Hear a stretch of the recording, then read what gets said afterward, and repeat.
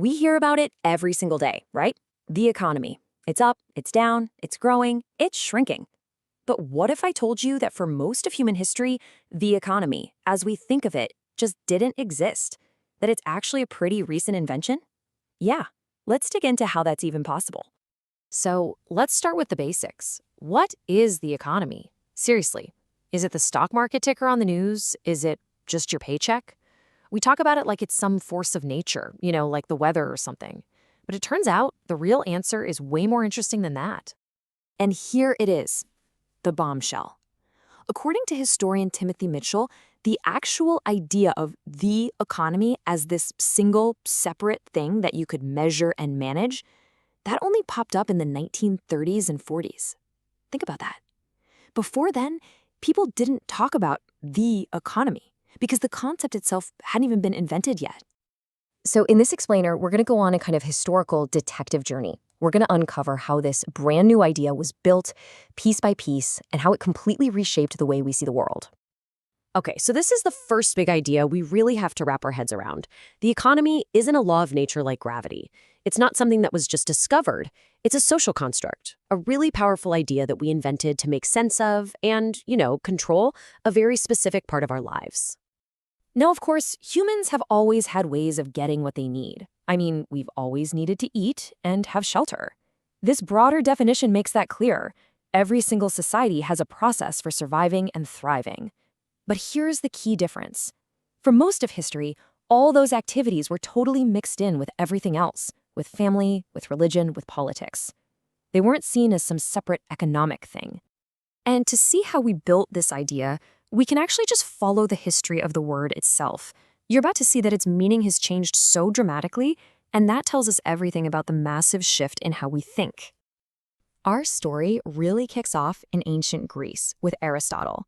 He drew this really important line in the sand. On one side, you had oikonomia, which he thought was great. It's the art of managing your household, making sure everyone's needs are met. But on the other side, he was really wary of something he called crematistics, basically the art of making money just for the sake of making more money. He saw that as totally unnatural, and that tension has pretty much stuck with us ever since.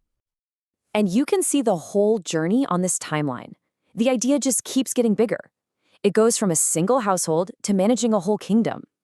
Then, by the 18th century, you've got thinkers like Adam Smith studying the wealth of nations. Fast forward to the 19th century, and we get this idea of a self-regulating market. But the final massive leap is in the 1930s and 40s. That's when it becomes the national economy, a single object that you can actually measure with tools like GDP. Do you see the shift? The word went from being a verb, something you do, to a noun, a thing that just is. But hang on, that 19th century idea of a natural, self-regulating market? Well, there's a huge twist, and it was pointed out perfectly by Karl Polanyi. He argued that these so-called free markets weren't natural at all. In fact, they needed massive, forceful government intervention to even exist, to rip things like land and labor out of their social setting. In his famous words, laissez-faire was planned. It was created. Okay, so we've established that the economy is a human idea, a story we tell ourselves. But that story has to play out in the real physical world. And no matter what story we tell, our economy is totally bound by the fundamental laws of physics. You just can't get around them. The best way to get this is through a concept called social metabolism. It sounds complicated, but it's not. Just think of our entire society as one giant living organism. It has to constantly take in materials and energy from nature, use them to live, and then, well, it has to push the leftovers back out as waste. Let's make this super personal. Just think about your breakfast this morning. The water for your coffee probably came from a reservoir miles away. The gas that cooked your food might have come from Algeria. The oats from somewhere else in Europe, the bananas from the Caribbean, all of it brought to you by oil from Saudi Arabia. That's a massive global flow of energy and matter, all coming together right on your kitchen table.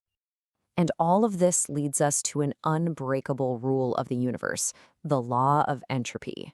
Put simply, you can't unscramble an egg. Every single thing we do in the economy takes useful, ordered resources, that's what scientists call low entropy, and turns them into disordered waste and pollution, high entropy. It is a one-way street. There's no going back. So if our economy is this giant metabolic machine, what's actually powering it? What's the engine? Well, the simple answer is work. But to really get it, we have to totally expand our definition of what work even is. So let's use a super simple example, making a pizza. If you open a standard economics textbook, it'll say you need two things: labor, which is the baker, and capital, which is the oven. You put them together and poof, you get a pizza. Seems easy enough, right? But this view is missing something huge. Because an ecological view shows us the real story. Yeah, you've got the baker and the oven, but you also have what's called throughput. The actual flour, the tomatoes, and crucially, the energy to heat that oven. And it also shows us the outputs that we ignore, the waste heat, the leftovers, all that entropy. The pizza isn't the only thing that comes out of that process. And that simple pizza example pulls back the curtain on this huge hidden truth. Our economy is not just built on paid work and machines. It's really standing on three pillars.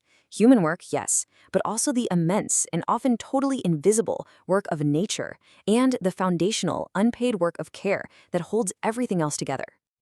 Okay, we've seen how the economy was invented as an idea, we've seen its physical limits, and we've seen what really powers it.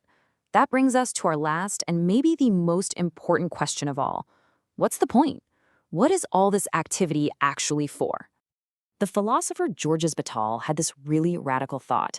He argued that for any living system, the main problem isn't scarcity, it's having a surplus. It's figuring out what to do with all the extra energy.